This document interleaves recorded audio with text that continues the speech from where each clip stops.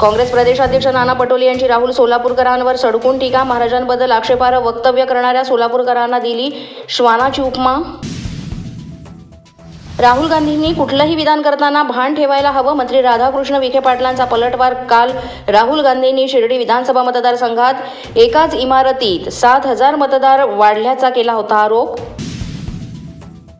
महाराष्ट्राच्या निवडणुकीत घोटाळा झाला हे आम्ही वारंवार सांगत होतो. जितेंद्र आव्हाडांचं वक्तव्य. 4 महिन्यात मतदान कसं वाढतं?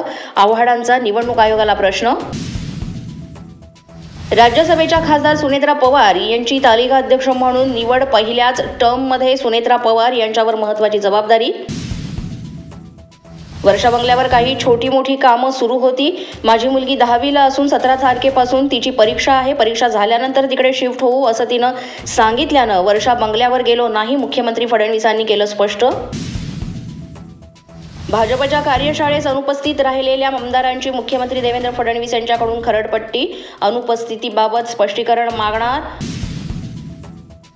भाजप काही दिवसात 1 कोटी सदस्यांचा आकडा पार करू शकेल. 1.5 कोटी पार करीत 2.25 कोटींपर्यंत आपण जाऊ शकतो. 10-11 दिवसात 5 लाख सदस्य बनवावे लागतील. मुख्यमंत्री फडणवीसांचं कार्यशाळेत वक्तव्य.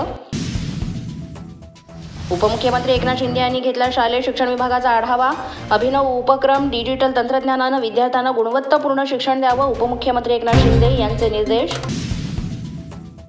सामाजिक न्याय विभागाचा उपमुख्यमंत्री एकनाथ शिंदे यांनी घेतला आढावा. गुणवत्ता नियंत्रण पथक स्थापन करण्याचे आदेश.